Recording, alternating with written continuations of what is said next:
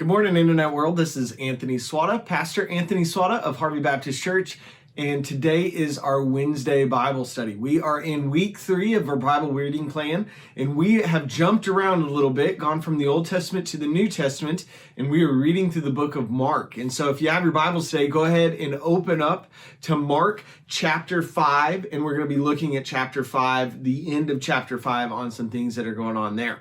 And so again, open up your Bibles to Mark chapter 5, and we're going to jump to the text in just a moment. Guys, thank you so much for joining with us. If this is your first time joining with us, what we've been doing is we are taking a journey through the Bible in the year of 2021, and we're going book by book, and we're reading through a reading plan on the Bible app together as a church family and as a group of Christians. And so if you want to join with us, there is going to be a link in the comments below where you can click on that. And if you have the Bible app, the YouVersion Bible app on your phone, you'll be able to join us in our reading plan as we're traveling through the Bible together. And then every Wednesday, we're jumping online to study some of the scriptures in which we've read in the previous week. And so if you have your Bible, grab that. If you have your Bible app, grab that. Join us in this process. And if this is your first time, also remember that we have the previous weeks uploaded to YouTube. And so you can go back and read at your own pace and work through that reading plan as you want to, and watch the videos as they kind of come up at your own pace in your own reading. And so guys, again, we are going to be now in week 3, and so we're going to jump to a passage in Mark chapter 5. And so let me also just tell you before we get started today, and you're turning there, if you stayed with it this long, congratulations. We are at week 3. Woo! We can party on that and give ourselves a round of applause there. We only have 49 more weeks to go. So hang in there. You're doing great so far.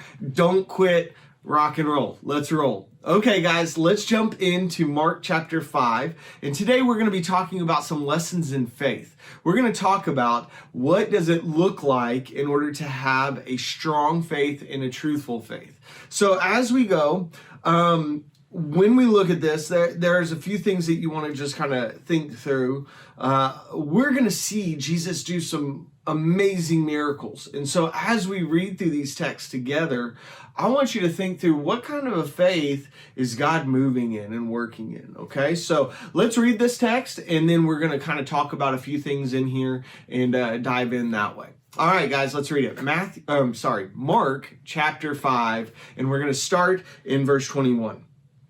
When Jesus had crossed over again by the boat to the other side, a large crowd gathered around him while he was by the sea.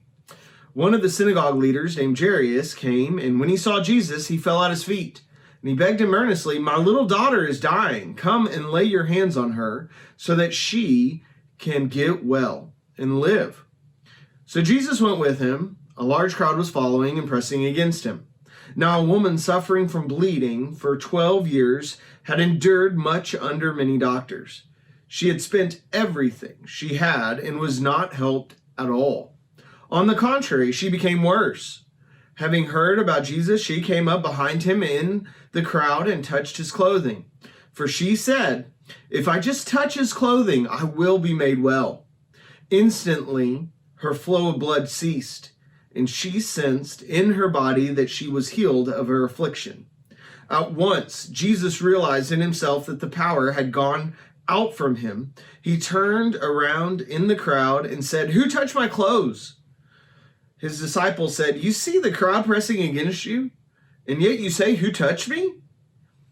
But he was looking around to see who had done this. The woman, with fear and trembling, knowing what had happened to her, came and fell down before him and told him the whole truth. "Daughter," he said to her, "your faith has saved you. Go in peace and be healed from your affliction." While he was still speaking, people came from the synagogue leader's house and said, "Your daughter is dead. Why bother the teacher anymore?" When Jesus overheard what was said, he told the synagogue leader, "Don't be afraid. Only believe." He did not let anyone accompany him except Peter, James, and John, James's brother. They came to the leader's house and saw the commotion, people weeping and wailing loudly. He went in and said to them, "Why are you making a commotion and weeping? The child is not dead, but asleep." They laughed at him, but he put them all outside. He took the child's father, mother, and those who were with him, and entered the place where the child was. Then he took the child by the hand and said to her, Talitha cum, which is translated, little girl, I say to you, get up. Immediately, the girl got up and began to walk. She was 12 years old. At this, they were utterly astounded. Then he gave them strict orders that no one should know about this, and he told them to give her something to eat. Okay, so when we look at this passage, we see some really cool stuff. Jesus is healing. He's drawing crowds to him. He's performing miracles, but he's also teaching us something about faith. He's teaching us something about belief and what that looks like and all that's required of that. And so as we travel through this text, I want to point out a few things to tell us about what it means to have faith in God and how God interacts with those things. So the first thing that you want to do is when we jump back to this text, we jump back to the characters of this text. The first character that's mentioned in what we have read here today is obviously Jesus the Messiah. It talks about Jesus, and as he's coming back across the ocean here, he comes back. There are tons of people following, and then we're introduced into the next character. The next character is Jairus. Now, Jairus, it's really interesting because when you look in verse 22, you're going to see Jairus, who is introduced in a very specific way. One of the synagogue leaders named Jairus came, and when he saw Jesus, he fell at his feet, begged him earnestly, my daughter is dying. Come and lay your hands on her that she can get well and live. Okay, so Jairus is one, a leader of the synagogue, and two, he has a problem. His little daughter is dying. Now, as you think about this, there's a few things that you want to kind of think about when it comes to faith. First of all, faith realizes that it has a great need. Faith realizes that it has a great need. That's what produces faith. There is something in them, in a person, that realizes that they have this great need and there's nothing they can do about it. So like for Jairus has this little daughter and she's dying, she's sick and stuff like that. And I'm assuming just by reading between the lines of this text that Jairus has gone to doctors, he's gone to physicians, he's done his prayers, he's talked to important people, he's pulled all the strings he can do. He's done everything he can to help his daughter, but nothing is fixing it. He has a great need in which he can't fix. Now, the reason why I say that is because Jairus is also introduced not only as a guy who has a great need, but also a guy who's a leader in the synagogue. Now, that's really important here because here's the thing, is that Jairus, being a leader of the synagogue, is approaching somebody whom the synagogue is really struggling with right now. All the religious officials right now are looking to Jesus and going, who is this guy? Is this guy a heretic? Is this guy crazy? He's doing all these things and we don't agree with him. Who is this Jesus guy? And so for Jairus, one of the leaders of the synagogue, to run to Jesus, he is dealing with some major tension there. He's dealing with some stuff. He has the potential there to be really concerned about his job and about his social influence and all of those type of things, because it's inevitable that whenever he runs to Jesus and does what he does, look at what he says he does. He runs to Jesus and falls at his feet and begins begging him earnestly. Whenever he does this, all of his synagogue friends are looking at Jairus going, Jairus, what are you doing? You're the leader of the synagogue. You're supposed to have this together. Why are you bowing down to this Jesus guy? Well, here's the thing, is that faith is not concerned with what other people think. Faith is not concerned about what other people think about them or their position in society or anything like that. True faith is not worried about that. They understand their need, and they also understand that society is not going to be able to fix their need. People's opinions are not going to be able to fix their need. Only Jesus can fix that need. So faith overlooks those things and takes that step. Now, the other thing that faith does, faith also overlooks their own questions. Because here's the other thing that you need to understand, is that Jairus, being a leader in the synagogue, right? This dude was educated. This guy was educated. He knew the scriptures. He knew what they had to say. He knew the word. He knew what other rabbis were saying. He was educated. He was a guy who had a thinking mind and was processing through all this just like everybody else. But the thing about Jairus is that he had to have these questions in his mind. Who is this Jesus and what can he do? But his faith even though he had questions, overlooked those questions. And the reason why I'm saying this is because, faith does that. I know that whenever I came to faith, I had all sorts of questions about who Jesus was and about religion and how all these things fit together. But there was a moment in time when I understood my need was greater than those questions. And I just walked to Jesus. I was like, look, all that stuff, I'll figure it out later. I got this need. This need needs to get fixed before anything else. And so I got to have this faith that understands that I have a need. My need is primary. Come on, Jesus, fill my need, fix my need. And faith allowed me to do that. So in faith, I overlooked people's objections, what society would think of me and things like that. I overlooked my own objections to Jesus. I wouldn't let any roadblocks stand in my way. And that's kind of what you're seeing with Jairus. He wasn't concerned about society. He wasn't concerned about his own objections. He's going, do whatever it takes to heal my daughter.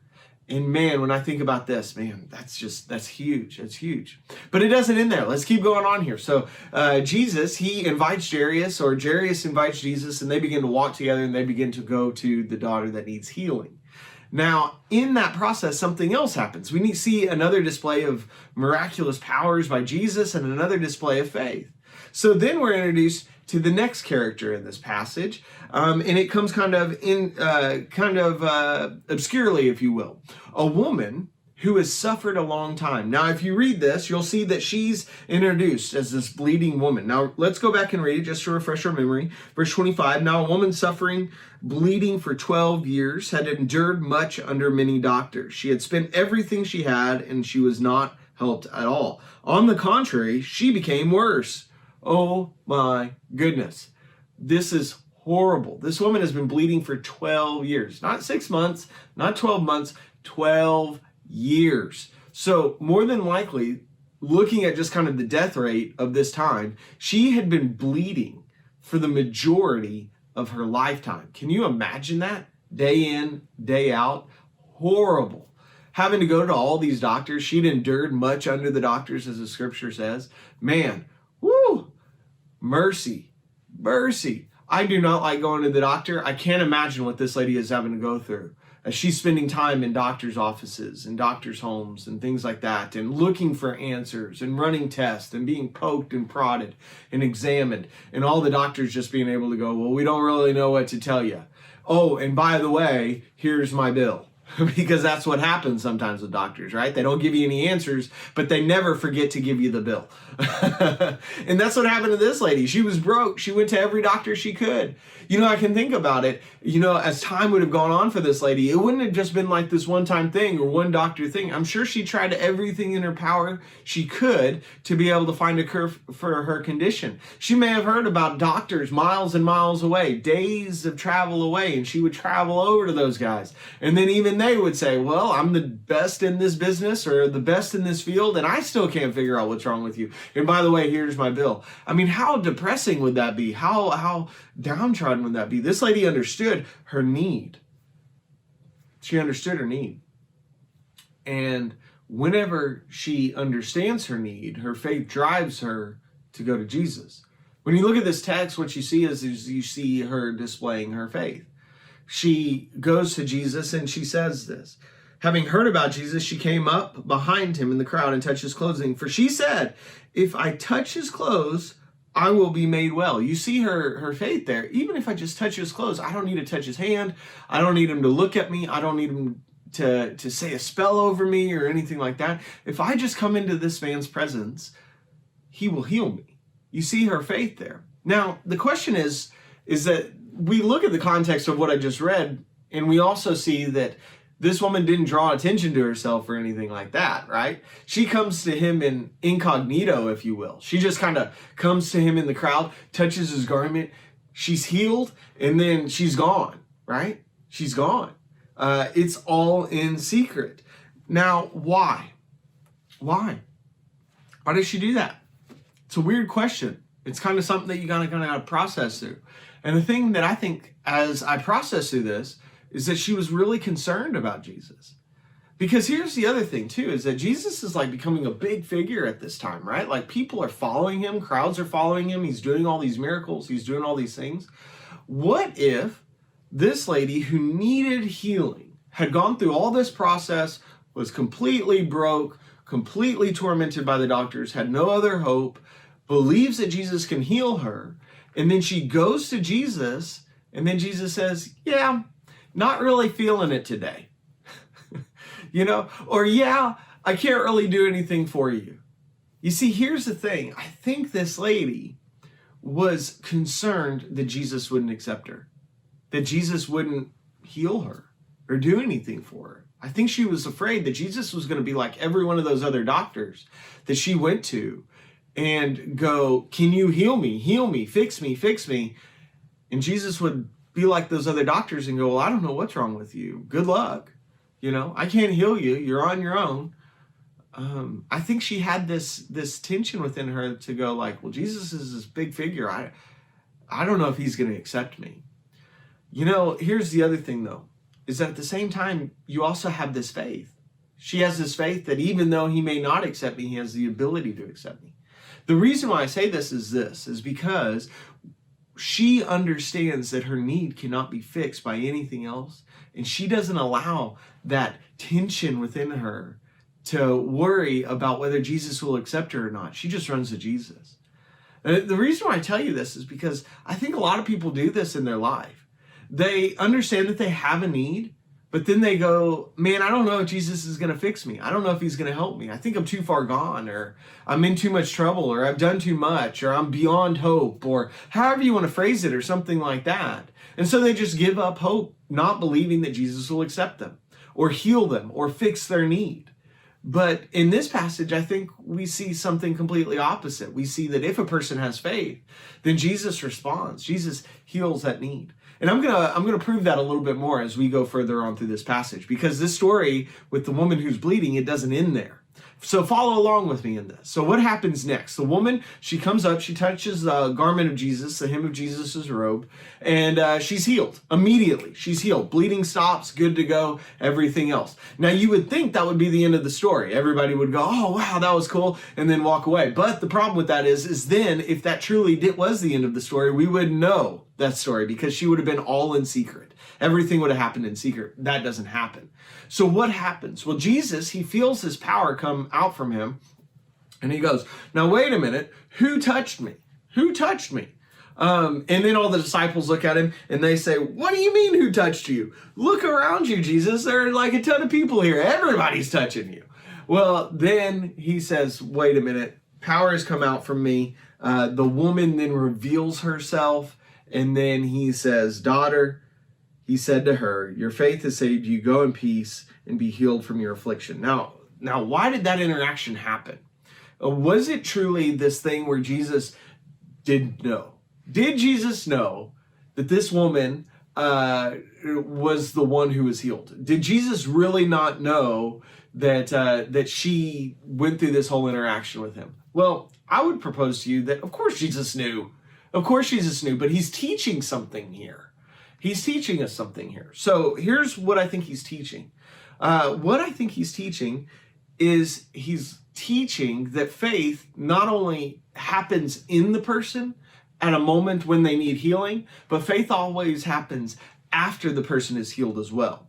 He's telling us that faith takes a stand. It steps up and says, okay, I've been healed at this point. I've had this moment. And what you see is you see this in this woman. You see this as Jesus, kind of goes, who did this? Who did this? It's not that he doesn't know. It's that he's waiting for her to stand up and go, hey, it's me. I did this. Okay. So when you look at this, you also compare this to other scriptures where Jesus calls us to make public professions of faith, right? He says things like, if you deny me before men, I'll deny you before my Father. He's looking for this stand up and step up moment where a person goes, okay, I've been healed. Now I'm going to testify about this. So here's the reason why I say this is because when a person truly has faith, then they're not closet Christians, right? They're not hidden. They're not incognito or anything like that. They stand up and step up for their faith. And that's part of what faith does. Now, here's another thing that we understand. We understand we have this need. We understand the need's fulfilled. We understand that we stand up and step up for Jesus at this point. But then we also understand that that's not the end of a faith journey either. It's not just understanding the need, getting the need fulfilled, and then standing up for your faith at that point. But then there's also this testing, because the story then jumps back to Jairus. Now, I want you to think about this for a moment, because Jairus here, he's going, I have this need. My daughter is dying. She is ill. We got to hurry. Come on. I've set all of culture aside, what my friends think, what my job thinks. I've set all those things aside. I've set even my objections aside. We got to get my daughter healed. I'm on a mission. I'm a father. I love my daughter. Let's get it. And then we have this interaction with this woman. And so you know that Jairus is off to the edge with his watch out going, Jesus, cut her short, man. I don't care about this lady. Let's roll. We got to go. Come on. Time is running short. So Jairus is probably doing this, going like, we got to go, man. We got to go. And so then the story cuts back to him. Now, here's the thing, is that when the story cuts back to him, we see that they have then come to the house where Jairus' daughter is. And it doesn't look good. Now, jump with me back into the text. You see it in verse 36. He says, verse 35. While he was still speaking, people came from the synagogue leader's house and said, your daughter is dead. Why bother the teacher anymore? Father's worst nightmare, right? Jairus' worst nightmare at this point. He's going, oh goodness, here we go. When Jesus overheard what was said, he told the synagogue leaders, don't be afraid, only believe. Only believe, only have faith, if you will. Don't be afraid, only believe. He didn't let anyone accompany him except Peter, James, John, and James's brother. And they came to the leader's house, and he saw a commotion, people weeping and wailing loudly. He went in and said to them, why are you making a commotion and weeping? The child is not dead, but asleep. And they laughed at him. But he put them all outside.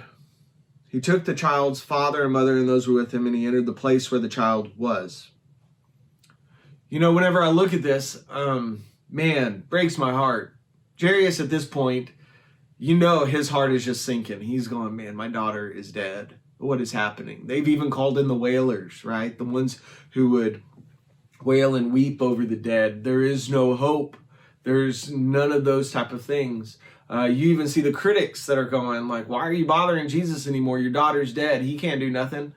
Why are you messing with this? Why even bother? Man, when I look at this, oh my goodness, my heart just sinks, because if I put myself in the place of Jairus, I can only imagine how horrible that situation would have been. To be so downtrodden and depressed over this because of critics speaking into your life, speaking against faith. Let me just tell you something. As we look at faith and what it means to practice faith, there are going to be many of us who understand our need, come to Christ in faith, and even stand up and step up for our faith, but it doesn't remove the critics from our life. You will always have critics in your life saying, why do you believe this stuff? Why are you believing this garbage? It's hopeless. Why are you the way that you are? Why do you invest the way that you do? Why do you serve the way that you do? Why do you believe the way that you do and hold on to values the way that you do? There are going to be people who are critics in your life when you have faith. And let's be real here. Critics are everywhere, right? Everybody has an opinion. Most of them are like armpits and they stink, right? So we have this. Critics are everywhere. Some people make their job in life to be a critic. You know, even the world knows this. I remember reading books in the business world talking about energy vampires, about how people go around in life and they're so depressed and they're just so critical of everything that they just suck the life out of things. They're energy vampires. Guys, let me tell you something. When you have faith, it will attract critics. It will attract critics. People are going to want to test your faith. When you look at this, I want you to remember the words of Jesus. Don't be afraid, only believe. Don't be afraid of critics. Don't be afraid of critics. They just don't understand. Only believe. Only have faith. And here's the other thing that I want you to understand, is that when you're looking at this, there's a process of faith in which Jairus is going through. Because Jairus, his prayer or his request or his need was not answered overnight. It took a little bit of time for this to happen. I mean, after all, we saw that he makes his request at the beginning of this scripture. Then we go through the bleeding woman's situation. And then now he's coming in. It seems too late. Many of us, we are in that same way. We get this faithful moment where we run to Jesus. And then we expect everything to be rainbows and Skittles and unicorns from that moment on. That's not the way God works sometimes. Sometimes we ask for something and God goes, yeah, let's do that. And then it takes a little bit of time to work things out. It takes a little bit of time. Our prayers are not answered overnight. God doesn't always move overnight. Sometimes he does. Sometimes he does those things, but not in every occasion. Sometimes God takes us through a season where he's going, do you really believe me? Are you going to let your fear rule your faith? Or are you going to believe me in what I told you is true? I'm telling you this because in those seasons, you need to have faith. Okay, so with that being said, let me divert for just a moment. What do I do whenever God's not answering a prayer immediately for me? I want to tell you what I do. I ask, I seek, I knock. I ask, I seek, I knock. Okay, here's how this works. First of all, I ask, God, did you answer that prayer the way that I wanted you to? Or answer that prayer the way that I believe you answered that prayer? God, is this still your will? I ask those things. Okay, and if God confirms those things, then I ask him to help me. God, I'm scared. I believe in you. I believe in you. Help my unbelief, right? Give me a greater faith. I ask God for that whenever I'm in that period of waiting. Next thing is I seek him more. Whenever I feel like God has given me an answer to something and it hasn't come out, I seek God more. God, there's got to be something you're doing in here. You're trying to teach me. You're trying to show me about faith. Show me what it is. And so I'll seek God more. I'll run to God more in those situations. Knock. The next one, I'll ask, I'll seek, I'll knock. Next one is that I run to him with that request again. God, you didn't forget about me. Come on, let's go. God, I need your help in this area in my life. God, for Jairus, Jairus going, God, Jesus, my daughter is still sick. She's still having issues. He's seeking you again, okay? So don't be afraid, only believe. Ask, seek, and knock in those situations, and then that'll help you through it. Okay, now with that being said, let's jump back into the text, and we see what happens. So Jairus and them show up. Jesus is with him. Jesus puts all the wailers out, all the critics out, and he has this moment where he works and he moves in a mighty way. Now look at this with me. Verse 40, we'll start there. They laughed at him, but he put them all outside. He took the child's father, mother, and those who were with him and entered the place where the child was. Then he took the child by the hand and said to her, Talitha cum, which is translated, little girl, I say to you, get up. Immediately the girl got up and began to walk. She was 12 years old. At this, they were utterly astounded. Then he gave them strict orders that no one should know about this, and he told them to give her something to eat. Now this is kind of interesting here, because here's the thing, is that when you look at this, you see Jesus do it, man. He comes through. Because they were faithful and stuck with it and everything else, God moved. Big way. But then after he does it, you see the text and they are astounded. I love this text because it's almost like, man, we had faith to do something, but then you also see that their faith is blown away because God actually did something, because Jesus actually did something. It's funny to me because on one hand, you see Jairus at the beginning of this going, you can do this. I had this need. Come and fix my need. And then when Jesus fixes the need, he's going like, mind blown. How did that even happen? I mean, it's amazing, right? And so it's like, it's this thing where it's this tension. Now, the reason why I'm telling you this is because here's the deal, is because faith alone can't fix your problems. Can't fix your problems. It's only when it's accompanied by the grace of God that it can be fixed, that it can fix your problems. I'm telling you this because as we look at this text, many of us, what we do is we place our faith in a ton of things. And we think faith is just something that we believe or something that we hope in or trust in or something like that. But faith in Jesus is so much more than that. It's something that is actually fulfilled and it comes through. Because what you see out of this text is this, is that these people had faith. They believed in something. They understood something, but they also believed that it was more like a hope. It was kind of like, man, I have faith I'm going to win the lottery. Like, I'd really like to win the lottery. That'd be awesome if it turned out well. But if I don't win the lottery, I'm really not going to be surprised. But what you see in this text is you see that faith in Jesus is something different.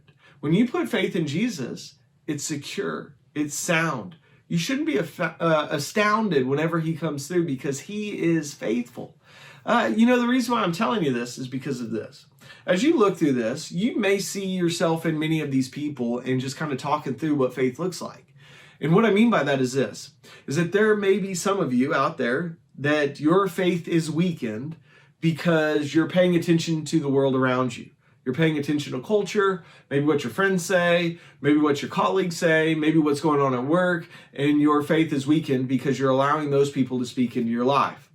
You may also be one of those people who is very smart. You think you got all the answers and things like that. And so you're allowing that to inhibit your faith or weaken your faith. You're going to God and saying, God, sure, I believe in you a little bit, but what about this? What about this one thing? I don't understand this, and so I'm not going to trust you fully until, man, yeah, I get that. You may be that person. Or you may be another person. You may be going, I want to believe in Jesus, but I'm not sure Jesus will love me. I'm not sure Jesus will care for me or accept me like the bleeding woman did. Or you may also be that person who's sitting here going, well, I want to believe in Jesus, but I'm afraid. I'm afraid. I'm afraid of him actually coming through on anything. I'm telling you all this because if anything, what this story tells us is this, is that a test in faith, a product of faith, is walking with Jesus. Walking with Jesus through all of these things, setting aside all that stuff and moving on with him. Now, the reason why I'm telling you this is because if you are one of those people who is struggling through all of these peripheral things, don't be afraid. Don't let those roadblocks stand in front of you. Just believe. Have faith in God, and God will come through. Don't rush him in his timing. Allow his timing to be perfect and true. Ask, seek, and knock in all of those situations. And watch God work. He's waiting on you. He's waiting on you. Guys, let me just tell you, if I can be praying for you in any way, or if there's anything that I can help you with, such as questions about God or spiritual things, or maybe other scriptures that we have read in the week, make sure to private message me or email me or something like that. I would love to have those conversations with you to be able to help you in your faith. I mean, after all, that's what I do. I'm a pastor. And so use me as your resource. Other thing I want to tell you is that if you have found encouragement from this video has maybe told you something new about this scripture and enlightened you in some way by the power of the Spirit or something like that, make sure that you like, subscribe, and share to these videos, and that way you can kind of be in the process with us and also share that blessing with other people. Guys, thank you so much for joining us today. I really appreciate it, and I hope to see you next week.